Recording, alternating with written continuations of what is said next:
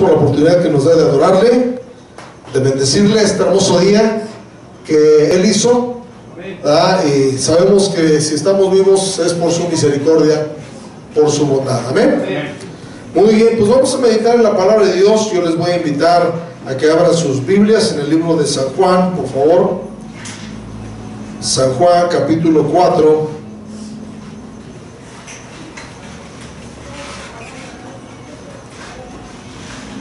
Una narración que tal vez usted haya escuchado, muy súper conocida, que es la narración de la mujer samaritana que tuvo un encuentro con Jesús.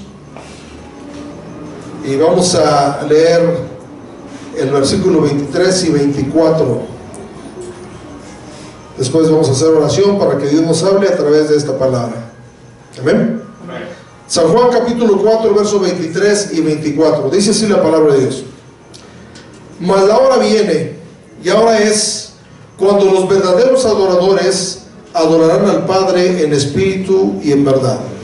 Porque también el Padre tales adoradores busca que le adoren. Dios es espíritu, y los que le adoran en espíritu y en verdad es necesario que adoren. Vamos a orar. Padre, hemos leído tu palabra y queremos pedirte que nos des la revelación de ella. Por favor, quita todo estorbo de nuestra mente. Dice tu palabra, Señor Jesucristo, que las cosas que se escribieron para nuestra enseñanza se escribieron, y queremos tomar la enseñanza de esta palabra hoy, en este día. A ti damos toda la gloria, a ti damos toda la honra, damos toda la alabanza en el nombre de Jesús. Amén. El tema de mi mensaje hoy es: Dios busca adoradores. Cuando hablamos de que alguien está buscando algo, es porque hay poca cosa, ¿verdad? Si hubiera muchas cosas, no tendríamos por qué andarlas buscando. Por ejemplo, cuando alguien tiene muchas cualidades, es como buscar una aguja en un pajar, dice, ¿verdad? Y cuando la palabra de Dios nos dice que Dios está buscando, quiere decir que hay pocos que le adoran en espíritu y en verdad. Mire que no está diciendo aquí que Dios está buscando servidores. Mire que no está diciendo que Dios está buscando predicadores. Mire que Dios no está buscando alabadores, ¿verdad? Está buscando adoradores. Los primeros cristianos en la iglesia primitiva, cuando se invitaban a ir al templo, decían: vamos a adorar, vamos a adorar.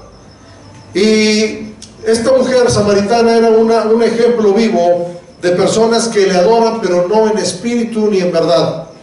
Porque cuando Jesús le dijo a la mujer que era necesario que adoraran, ella dijo: sí, nosotros adoramos. ¿A qué se dijo? Era una mujer que no tenía muy buena reputación, muy buen testimonio, pero era adoradora. Quiere decir que hay adoradores, pecadores. Nosotros adoramos en este monte, y ustedes dicen que se debe de adorar en este monte, en este otro. Entonces Jesús le dijo: mira, mujer, va a venir la hora en que ni en ese monte ni en ese otro se adorará, porque Dios buscará adoradores que le adoren en espíritu y en verdad. Es un balance que Dios quiere encontrar en nosotros para adorarle, porque mucha gente se ladea solamente para el espíritu y dice: pues lo que el espíritu me diga, y el espíritu, y el espíritu, y el espíritu. Pero lo que el espíritu diga va a ir basado en la verdad, que es la palabra de Dios. Porque si solamente me guío por el espíritu y no están apoyadas mis acciones con la verdad, entonces no voy a estar haciendo algo correcto, ¿eh?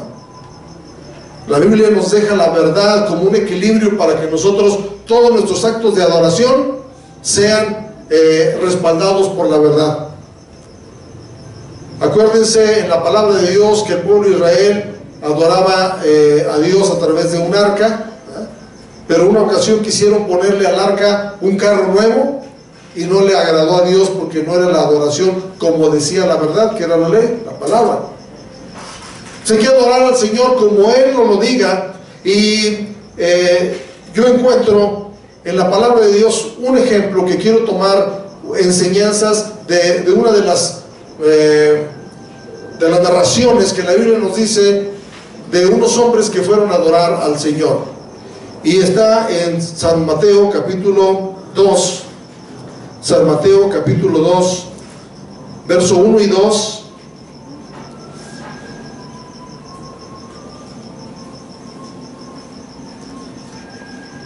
San Mateo capítulo 2, verso 1 y 2, dice así la palabra de Dios. Cuando Jesús nació en Belén de Judea, en días del rey Herodes, vinieron del oriente a Jerusalén unos magos, diciendo: ¿dónde está el rey de los judíos que ha nacido? Porque su estrella hemos visto en el oriente y venimos a adorarle. Venimos a adorarle. Esta es una de las tantas porciones de la Biblia que se han estado transgiversando en estos días, ¿verdad? Porque la tradición dice que eran 3 reyes magos, ¿verdad? ¿Y lo dice la Biblia? No, nada más dice que vinieron unos magos de oriente. Tampoco nos menciona sus nombres, porque la tradición le ha puesto nombres, ¿verdad? Melchor, Gaspar y Baltasar. Digo, Baltasar. Él va a saltar también. Y dice que venían 3 animales, ¿verdad? Que venían en un ¿qué? En un camello, en un caballo y en un elefante. Pero eso se lo ha inventado la gente porque la Biblia no lo dice. La única narración de este pasaje es esta, que dice que cuando Jesús nació en Belén de Judea, en días del rey Herodes. Aquí nos da un dato histórico, ¿verdad? Del momento político que se vivía. Eran días del rey Herodes. Vinieron del oriente, dice, a Jerusalén unos magos diciendo: ¿dónde está el rey de los judíos que ha nacido? Porque su estrella hemos visto en el oriente y venimos a adorarle. Y en la narración yo quiero resaltar 5 características de un verdadero adorador. 5 características de un verdadero adorador que Dios está buscando y que las encontramos en estos hombres que vinieron a adorar a Jesús. La primera característica está en el verso 5, que dice: ellos le dijeron: en Belén de Judea, porque así está escrito por el profeta. Un verdadero adorador se guía por la palabra de Dios. Digo, porque así está escrito. El escrito está, debe de ser parte de nuestra vida. Cuando nosotros enseñamos en la doctrina básica acerca de la Biblia, decimos que la Biblia es nuestra única regla de fe y conducta, y que si la Biblia lo dice, lo creo. Si la Biblia lo dice, lo practico. Si la Biblia no lo dice, no lo creo. Si la Biblia no lo dice, no lo practico. Porque cuántas tradiciones practica hoy en día el cristianismo que no son bíblicas, que no están ahí en la Biblia. Entonces, un verdadero adorador basa su adoración en la Escritura, como está escrito, decía, ¿no? Como está escrito. Dice la Biblia en 2 de Pedro capítulo 1, 19, 2 de Pedro capítulo 1, verso 19, dice: tenemos la palabra profética más segura, a la cual hacéis bien en estar atentos como una antorcha que alumbra en un lugar oscuro, hasta que el día esclarezca y el lucero de la mañana salga en vuestros corazones. Tenemos la palabra profética más segura. ¿Cuál es la palabra profética más segura? La Biblia. El método más eficaz de que Dios nos hable es la Biblia. Hoy en la mañana leíamos aquí en el tiempo de oración, mi hermana Celia no me dejará mentir, de que en tiempos del pueblo de Dios había muchos falsos profetas que decían: Dios me dijo, y profetizaban vanidades, ¿verdad? Sí. Otros soñadores de sueños que decían: Dios me dio este sueño, y no eran de parte de Dios. Dice que hablaban con presunción. Hay mucha gente que hoy en día se comporta igual que esos falsos profetas, y el castigo fue tremendo para el pueblo de Dios, hermanos, por esta falta delante de Dios. Hoy es muy fácil decir: Dios me dijo. Dios me dijo. Y yo sé que hubo tiempos, hubo temporadas donde no había otra forma en que Dios hablara con el ser humano, ¿verdad? en tiempos de Adán y Eva, Dios les habló audiblemente, ¿verdad? ¿Dónde estás tú? ¿Dónde estás tú?, les dijo. Dios le habló audiblemente a Noé y le dio todo instrucciones de cómo hacer el arca. Le habló audiblemente a Abraham y le dijo: yo soy Jehová, anda delante de mí, sé perfecto. Dios le habló a David, y así hablaba a muchos hombres del Antiguo Testamento, pero después Dios habló a través de sus profetas. Entonces Dios ya no hablaba directamente con las personas, ahora hablaba a través de sus profetas. A otros les habló a través de sueños. Menciónenme alguno que Dios le habló a través de sueños. ¿Sueños? José. ¿Quién más? Daniel. Dios le habló en sueños. A muchos Dios les habló en sueños. Y dice el libro de Hebreos que Dios nos ha hablado de muchas formas y de muchas maneras. Vamos a mirar Hebreos capítulo 1.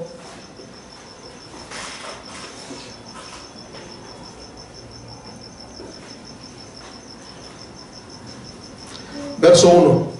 Hebreos capítulo 1, verso 1 dice así: Dios, habiendo hablado muchas veces y de muchas maneras en otro tiempo a los padres por los profetas.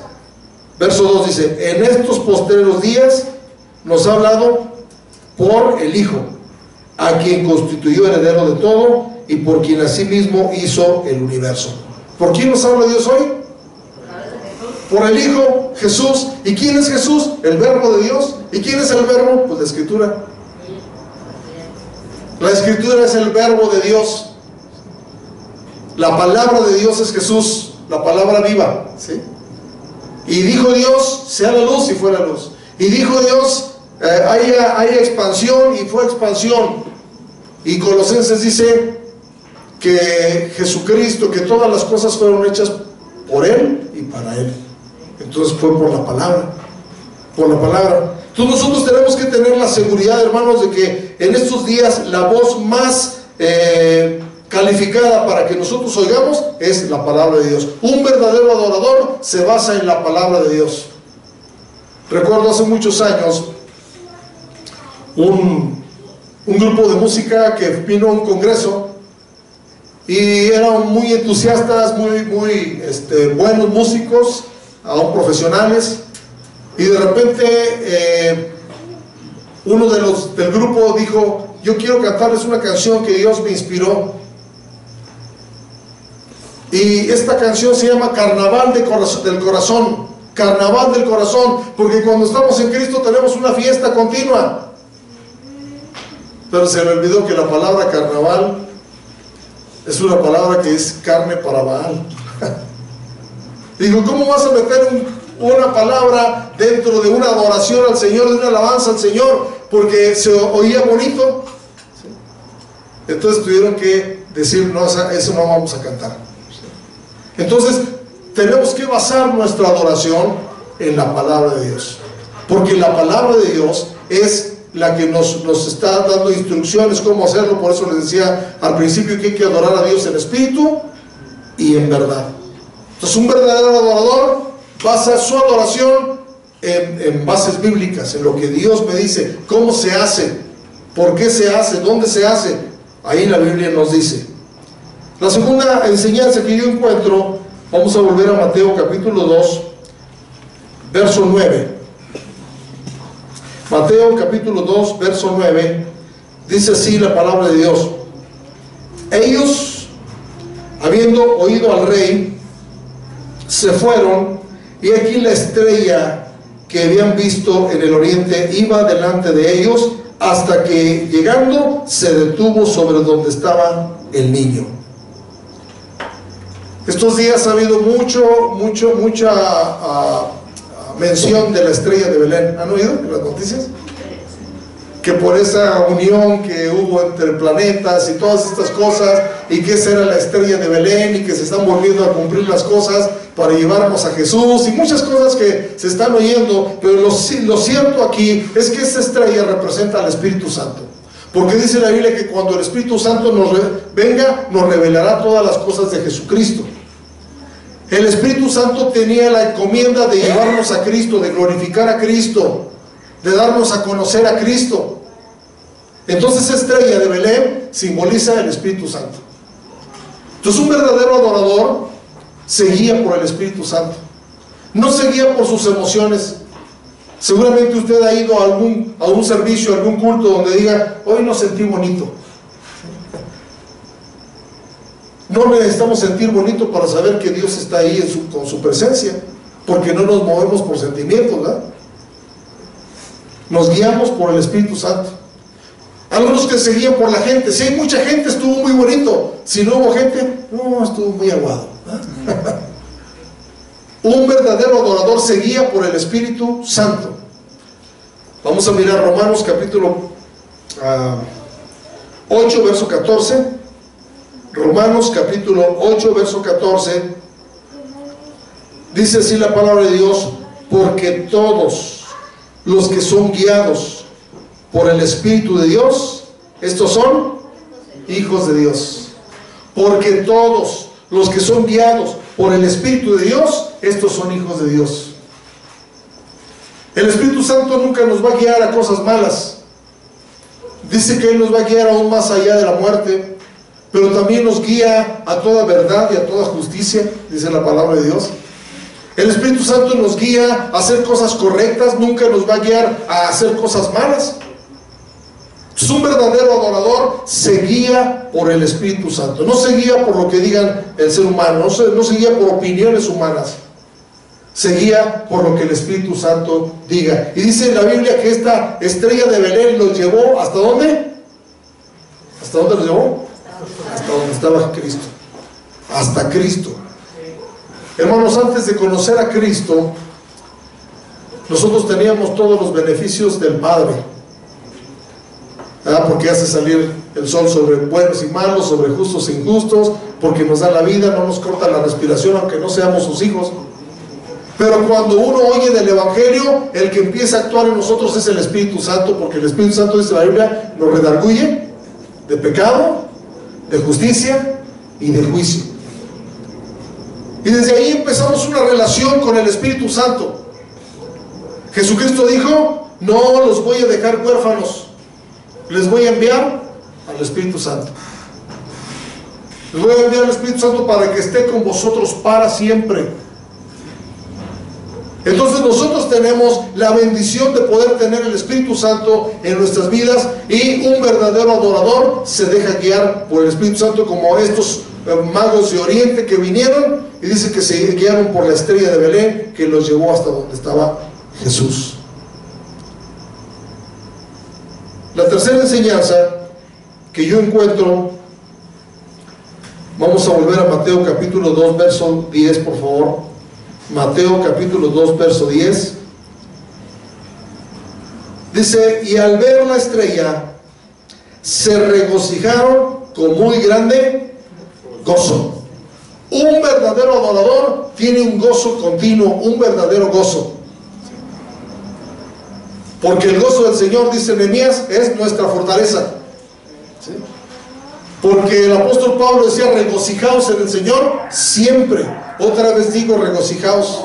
¿Sí? El gozo del Señor es parte del fruto del Espíritu. Dice la Biblia que el fruto del Espíritu es amor, gozo, paz, y toda la lista de los componentes del fruto del Espíritu. Pero entonces está el gozo.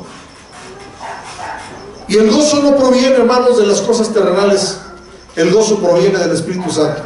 Y cuando el gozo proviene del Espíritu Santo, hermanos, no se acaba aunque tengamos pruebas, no se acaba aunque tengamos luchas, no se acaba aunque tengamos problemas, no se acaba aunque tengamos escaseces, porque el gozo es lo que nos fortalece. Decía un hermano predicador dominicano, decía: el diablo me puede robar todo, me puede robar dinero, me puede robar gozo, salud, me puede robar mi familia, mi casa, mi carro, pero si no me roba el gozo, yo recupero todo.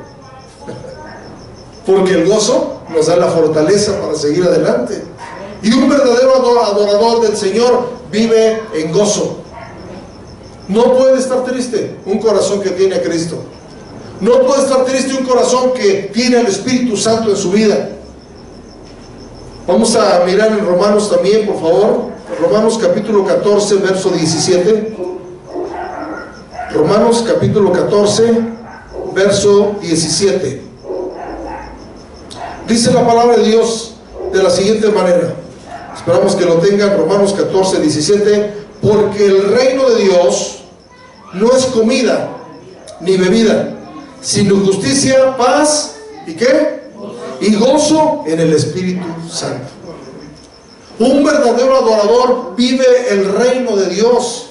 El reino de Dios es que Dios nos gobierna, y el reino de Dios dice aquí que no consiste en comida ni en bebida. Hoy las iglesias que predican mucho el reino de Dios hablan de prosperidad, ¿eh? Ven a Dios y vas a tener una super casa, vas a comer los mejores manjares. Dice la Biblia que el reino de Dios no es eso, no es comida, no es bebida, no son casas, no son cosas terrenales. El reino de Dios es justicia, paz y gozo en el Espíritu Santo. Entonces, un verdadero adorador, hermanos, es aquel que va a tener su vida llena de gozo a pesar de cualquier circunstancia. El diablo está interesado en que usted y yo perdamos el gozo todos los días. Todos los días. Con circunstancias que se nos presentan, con enfermedades, con malas noticias, con muchas cosas que nos quieren entristecer, ¿verdad? Que nos quieren deprimir, que nos quieren angustiar, que nos quieren tener ahí prisioneros.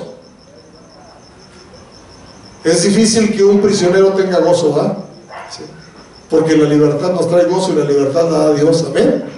Entonces un verdadero adorador se llena de gozo. Dice la palabra de Dios que en esta porción que al ver la estrella, que era figura del Espíritu Santo, se regocijaron con muy grande gozo.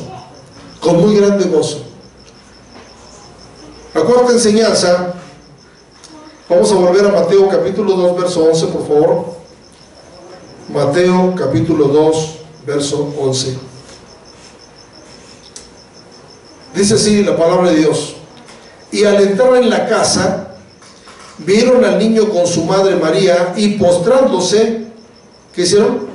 Lo adoraron, y abriendo sus tesoros, le ofrecieron presentes: oro, incienso y mirra. Un verdadero adorador ama la casa de Dios. Ama la casa de Dios, y no la ama porque a ver qué le dan. Le ama para ofrecerle, porque dice aquí que le abrieron sus tesoros. Cuando uno es verdadero adorador, espera que llegue el día del servicio, no para ver qué Dios le va a dar, sino para ver qué le podemos ofrecer a Dios, ¿verdad? Le ofrecemos servicio, le ofrecemos fruto de labios, que es alabanza, le ofrecemos nuestro cuerpo en sacrificio vivo y santo, dice la Biblia, le ofrecemos un montón de cosas al Señor, le ofrecemos también nuestra ofrenda monetaria, ¿sí? Le ofrecemos frutos de labios que confiesan su nombre. Todo eso se lo ofrecemos al Señor y venimos a ofrecerlo. Decía el apóstol Pablo en 1 Corintios 14, cuando habla de los dones, de lenguas y todo eso, dice: que hay, hermano, cuando os reunís? Tiene alguno salmo, tiene ciencia, tiene lengua, tiene interpretación, hágase todo para edificación. Es decir, que cada uno viene a ofrecerle algo al Señor. Al Señor. Y si usted es un verdadero adorador, su deseo va a ser estar en la casa de Dios para ofrecerle algo.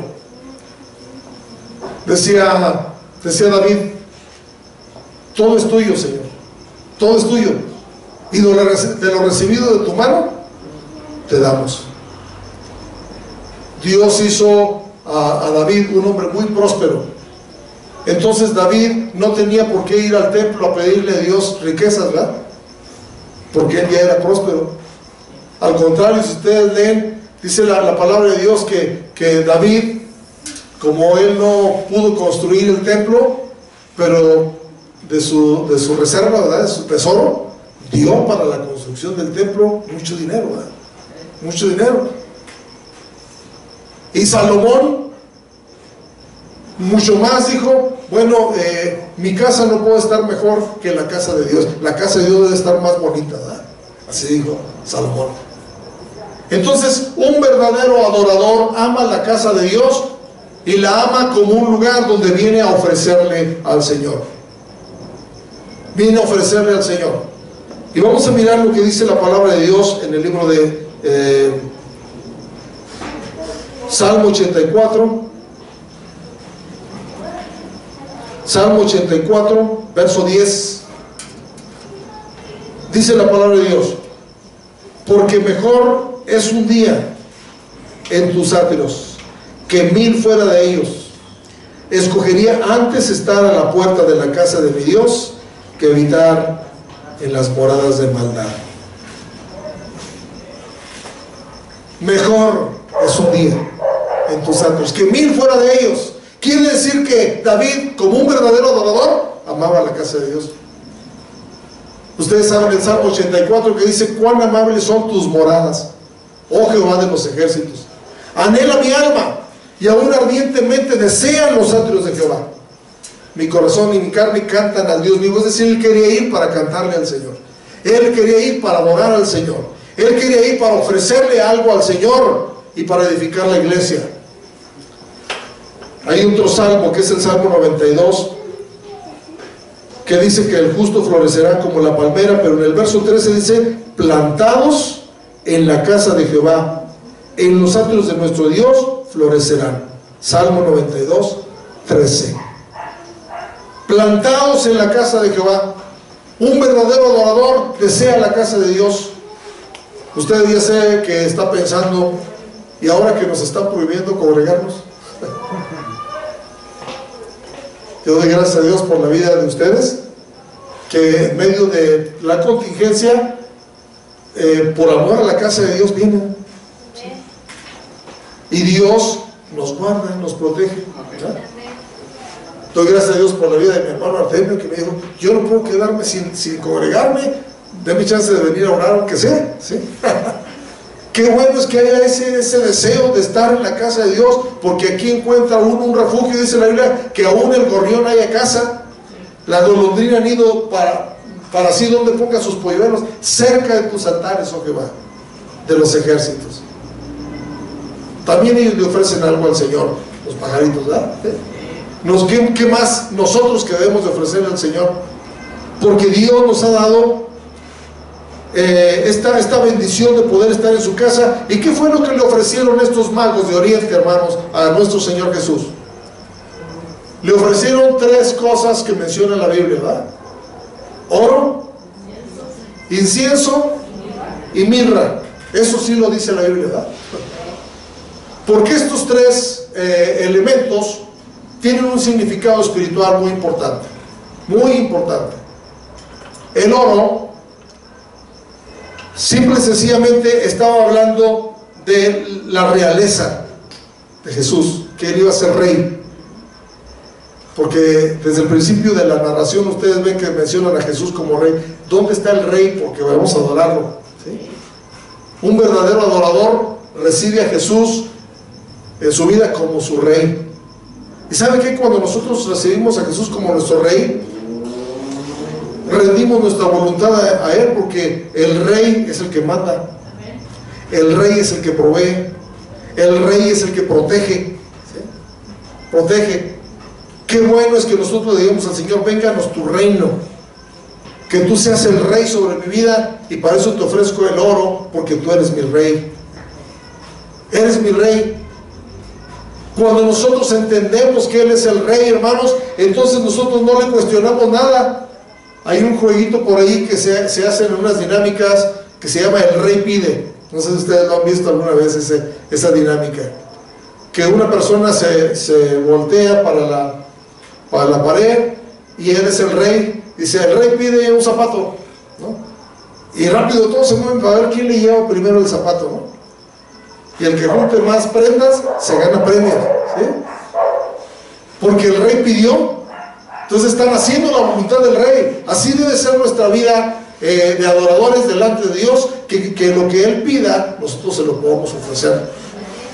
Si Él nos pide santidad, si Él nos pide obediencia, si Él nos pide darle, si Él nos pide congregarnos, si Él nos pide amar al prójimo, amar al enemigo, inclusive nosotros como súbditos de ese reino tenemos que obedecerlo.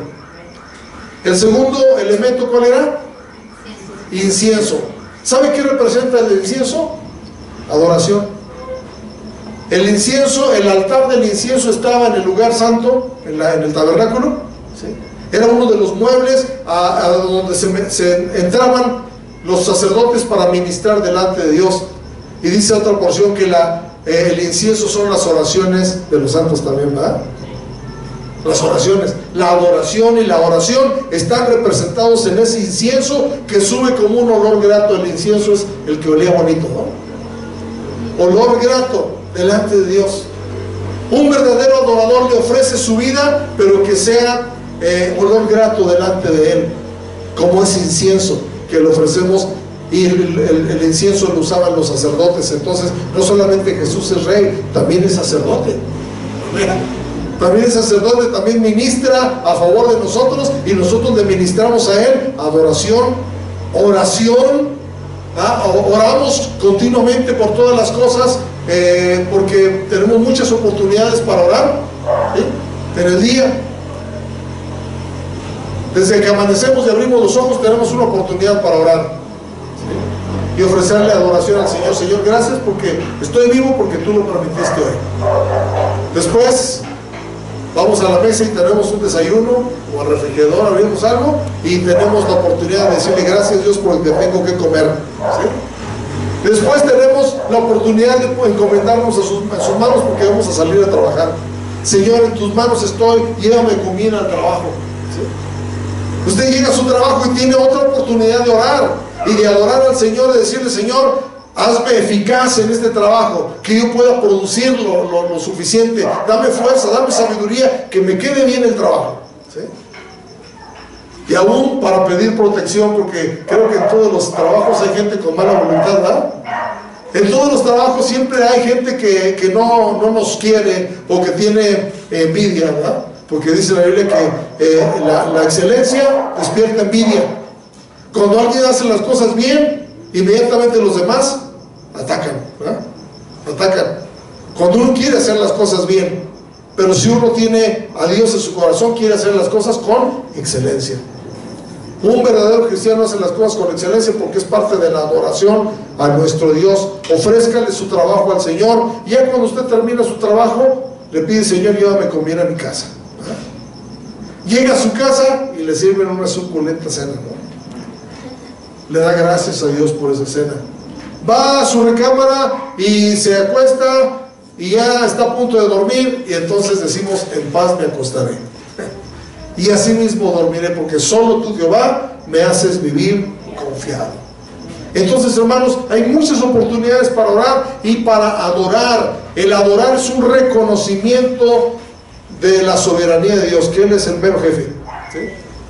Que si usted y yo tenemos trabajo, no es por el patrón, es por Dios. Como les he dicho a las esposas, ¿verdad?, a las que están casadas, que ¿quién las mantiene? Si me dicen: me mantiene mi esposo, pues le puede fallar el esposo, porque le puede fallar el trabajo. Pero usted dice: me mantiene Dios a través de mi esposo.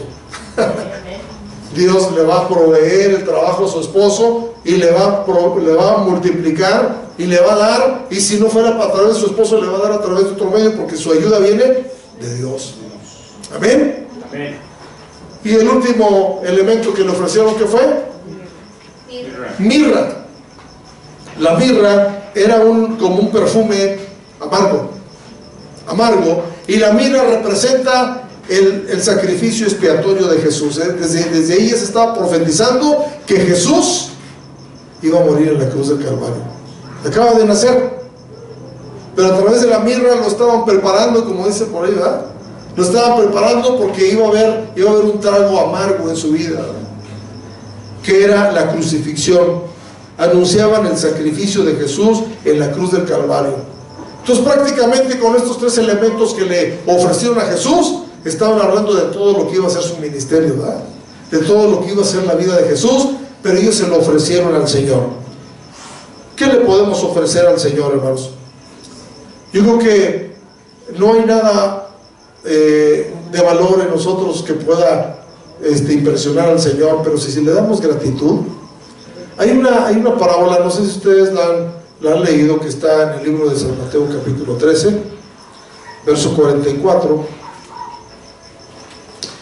San Mateo capítulo 13, verso 44, que dice así: además, el reino de los cielos es semejante a un tesoro escondido en un campo, el cual un hombre halla y lo esconde de nuevo, y gozoso por ello va y vende todo lo que tiene y compra aquel campo. ¿Han leído esta parábola ustedes alguna vez? Esta parábola simboliza que el que encuentra a Jesús tiene que dar todo para tener a Jesús, porque Jesús nos pide todo. Dice la Biblia que si alguno quiere venir en pos de mí, niéguese a sí mismo, tome su cruz y sígame. Imagínense aquel hombre, ¿verdad? Llegó a aquel campo, encontró ese tesoro, dice que lo escondió y dijo: voy a vender lo que tengo para comprar este campo. ¿Qué tienes? Pues tengo familia, véndela. ¿Qué tienes? Pues tengo talentos, dáselos a Dios. ¿Qué tienes? Tengo riquezas, dáselos a Dios, hasta quedarte sin nada, para que así compres esa heredad. Para tener a Cristo en nuestro corazón necesitamos nosotros ofrecerle todo lo que somos, todo lo que tenemos, todo lo que nos ha prestado, decirle: Señor, es tuyo. Negarse a sí mismo. Y lo último, hermanos, con esto voy a concluir. Vamos a volver a Mateo capítulo 2, verso 12. San Mateo capítulo 2, verso 12. Dice así: pero siendo avisado por revelación en sueños que no volviesen a Herodes, regresaron a su tierra por otro camino. Un verdadero adorador tiene revelación de parte de Dios. Consten que la palabra revelada es la única que nos hace un efecto en nuestras vidas. La palabra, recuerden que hay dos tipos de palabras: la palabra logos. La palabra logos en la Biblia es la palabra escrita, y la palabra rema. La palabra rema es el espíritu de la palabra, ¿sí? Y hay muchos que nada más estudian la palabra como palabra logos, pero no tienen ninguna revelación de la palabra de Dios.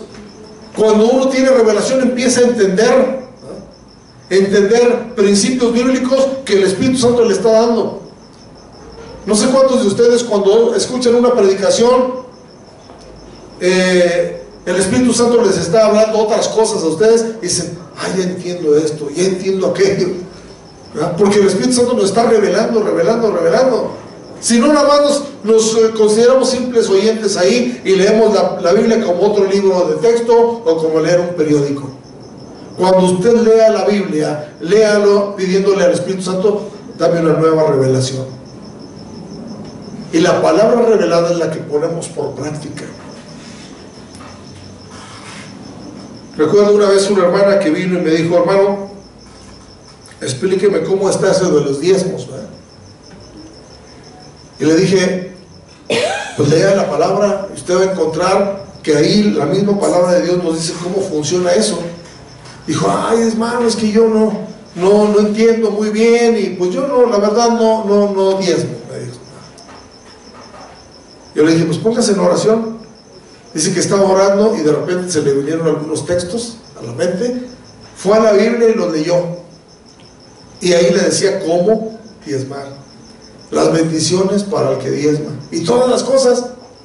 Y llegó al siguiente servicio muy emocionada y me dijo: hermano, Dios me enseñó unos versículos, y empezamos a buscar en la Biblia, y los versículos que ella me mencionaba no estaban donde ella los buscaba, ¿no? Dijo: entonces fue Dios que me reveló la importancia de darle a Dios lo que es de Dios, la importancia de congregarse, la importancia de leer la Biblia, la importancia de servir a Dios. Eso solamente se recibe por revelación. Cuando usted tiene revelación, ya no deja esa situación, ¿verdad? Ahora que empezamos la pandemia, más de un hermano me decía, hermano, es que no me siento a gusto porque ya estaba acostumbrado a ir a los cultos, ¿verdad?